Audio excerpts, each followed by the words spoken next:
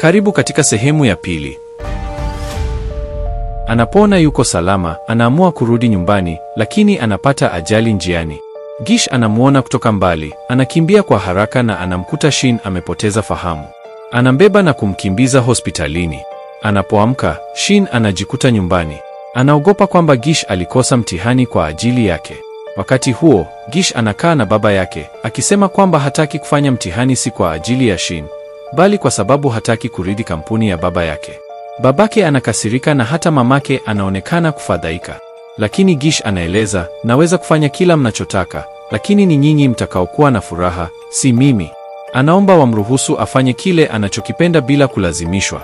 Kisha anaomba msamaha kwa yote yaliyotokea na anaondoka kimya kimya. Shin anasikia mazungumzo yote kati ya Gish na wazazi wake. Akiwa mwenye huzuni, anaenda kuomba msamaha kwa baba yake Gish kwa yote yaliyotokea. Kisha anaondoka kumtafuta Gish. Anapompata, anamfariji kwa upole, akimwambia kuwa yeye ni tofauti na wengine na anastahili kufanya mambo anayoyapenda. Anamshauri afuate ndoto zake na anamhakikishia kwamba daima atakuwa upande wake kumsaidia. Maneno haya yanamgusa sana Gish. Anaamua kuondoka nyumbani na kuanza kuishi kivyake ili ajifunze kuwajibika. Baba yake anakasirika na anakataa kumsemesha au kumwaga anapoondoka. Baadaye, Gish anasajiliwa katika chuo kikuu cha teknolojia cha Donan. Na Shin anagundua kuwa sasa anafanya kazi katika kituo cha kutunza wanyama. Anamtembelea akiwa amebeba funza mdogo, akimtania kuwa afanye uchunguzi juu yake. Anamuuliza pia kama atakuwa sawa mradi apate usingizi wa kutosha na kula vizuri. Gish anamjibu kuwa yuko sawa na anamwambia arudi nyumbani ili aendelee na kazi yake. Usiku huo, Shin anamwandalia chakula na anaenda kumpelekea, lakini anaamua kumfuata kwa siri ili ajue anaishi wapi. Anapofika, anamuona msichana wa darasa lao aitwaye Shaho akiwa anamsubiri nje ya nyumba. Baada ya muda, wote wawili, Gish na Shaho, wanaingia ndani pamoja, na Shin anabaki nje akiwa amejaa wivu na hasira. Anapoona taa zimezimwa, anahisi kuwa wamelala pamoja na anaamini kuwa wanaishi nyumba moja. Siku inayofuata, anamuomba Ain amsaidie kumchunguza Gish na Shaho. Wakiwa wanatembea kwenye bustani wakifuatilia, Gish anawaona na kumuuliza Shin anafanya nini pale.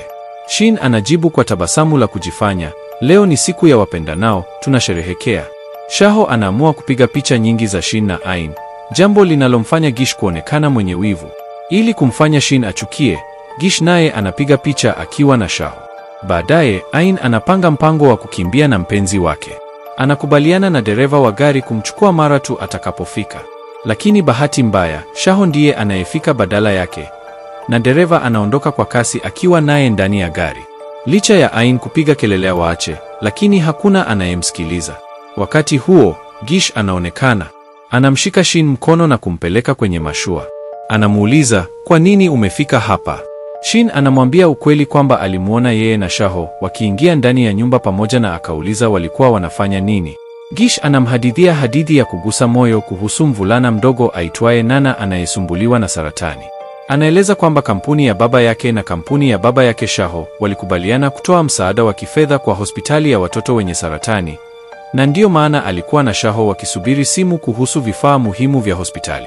Kisha anafichua kwamba ndoto yake ya kweli ni kuwa daktari bora, si mrithi wa kampuni ya baba yake. Anamwambia Shin kwamba yeye ndiye mtu wa kwanza kabisa kumwambia siri hiyo. Kwa furaha isiyo na kifani, Shin anasimama ghafla, lakini anateleza na kuanguka mtoni. Gish anaruka ndani ya maji mara moja, akimfuata ili kumwokoa. Walipotoka nje ya mto, waligundua kuwa gari la mwisho tayari lilikuwa limeondoka.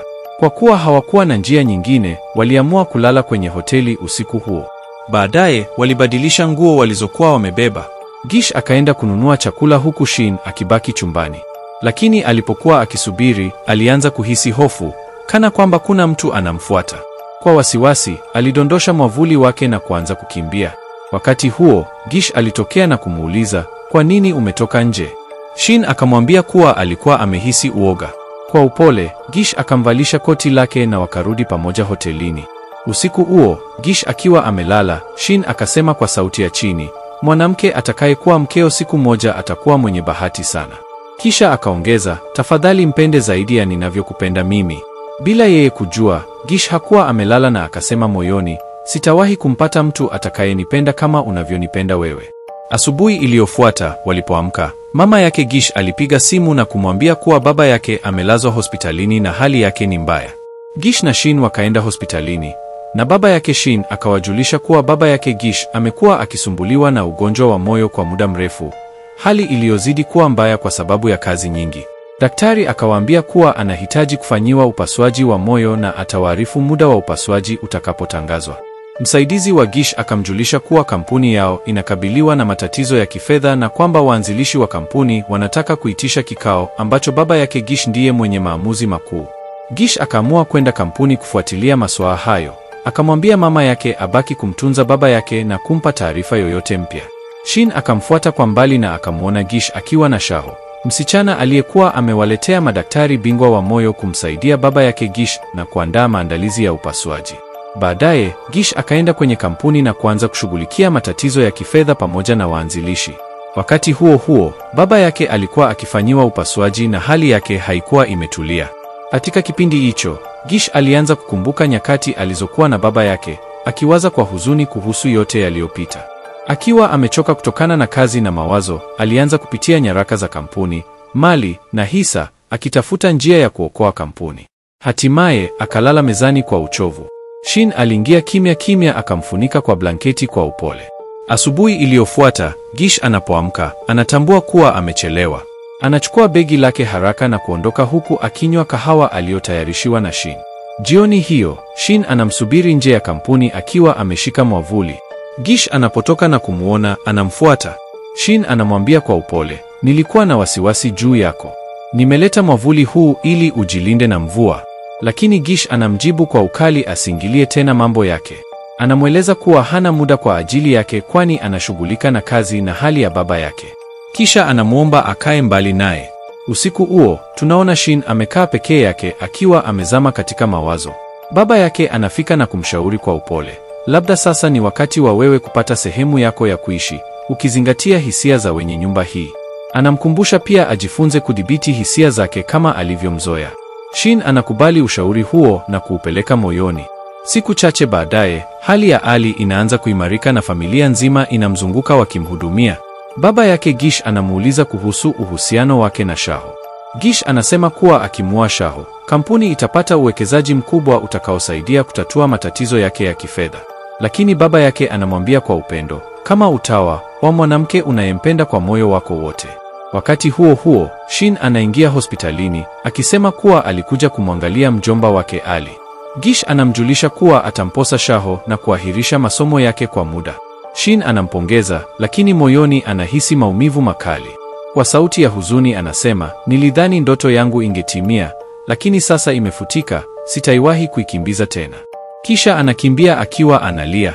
Baada ya muda, anaanza kufunga mizigo yake na kuondoka nyumbani, akimjulisha Ami na Ali kuhusu uamuzi wake.